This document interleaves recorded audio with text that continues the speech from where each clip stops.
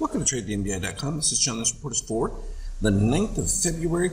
Monday was relatively innocuous. We just continued the push forward as the new fund money comes in, and the idea that the Congress is set to add to the stimulus, and looks like they'll make it potentially with a tiebreaker in the Senate as just one of those things. And as long as they're able to move that forward, you've got added liquidity. Added liquidity means the market has to continue to go higher because there is nowhere else to get yield. So this is where you pay higher and higher prices for things that return less and less, which is an interesting one. Looking at the euro, obviously that's going to cause a pop, which we kind of expected it would, because as the U.S. spends more, the value of these other currencies fluctuate accordingly.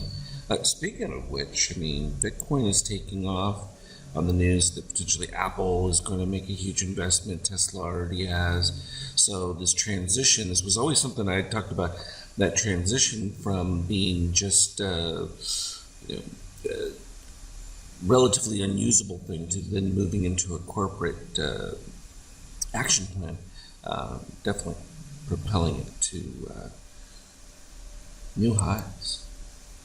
And from a gold standpoint, it's going to be interesting because I think cryptos are really going to, and we saw this effect a couple of years ago where really he's kind of taking the wind out of the push that you normally get, because typically you would have a rush into gold in that with that kind of devaluation. But I think people are finding more comfort in these cryptocurrencies, and that's sort of being a drain.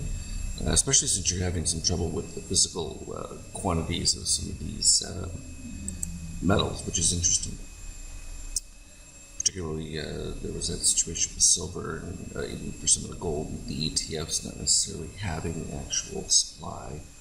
So it's something to bear in mind. But the crypto's always been a new and upcoming thing. It was just a matter of time before it eventually took over. The question was just when could it be commercially applied, and some people are talking about the desire to have Apple create an app for a crypto wallet, that kind of thing. So it'll be interesting.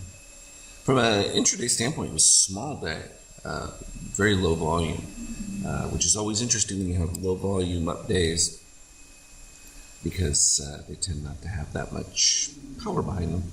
But it was pretty clean. We ended up with our small little dips that turned around, back up to buys, back to the 0%.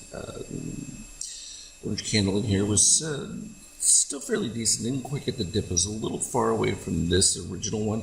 And when this didn't come, when the orange didn't dip below, we had a little bit more of a move going forward, but didn't quite have the impetus. So it wasn't really until you ended up even here with the green crossover would have been fine.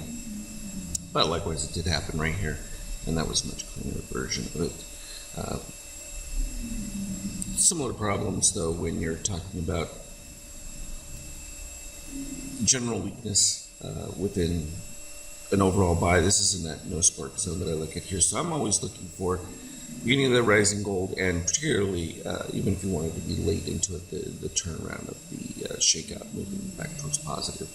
And you can see there's a secondary move. Now we've flattened back out, so the potential for possible retrace, and we have a couple of additional positive extremes at the mark. I don't want to put my line. So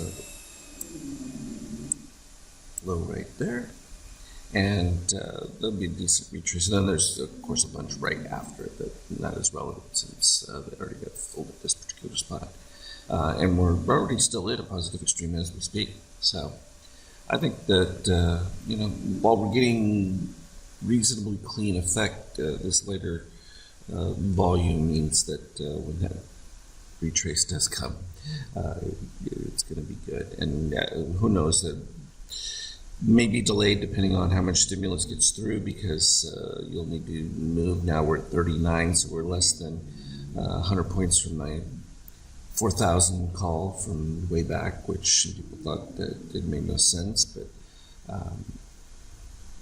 from a real economic standpoint, this is exactly how the market works. It's not like the textbooks, but then again, real world is rarely like the textbooks. So As always, though, we will continue to update. Oh, I should GameStop while I'm here because it's doing as expected, heading towards that final 42. What are we at? 59. Yeah, so it's got the potential to get down there. Just following it, from this epic move to Disaster City. So, all pretty straightforward stuff. I will certainly put up any details on the Skype chat. I've actually made a couple of adjustments to the Dealcom Paint 2 to reduce some of the text objects in that, just so that, because TradeStation has gotten crazy with the reduction of the number of legacy text objects. I mean, I need to be able to see them from historical standpoints, but they don't always like that. So make our adjustments. As always, talk to you later.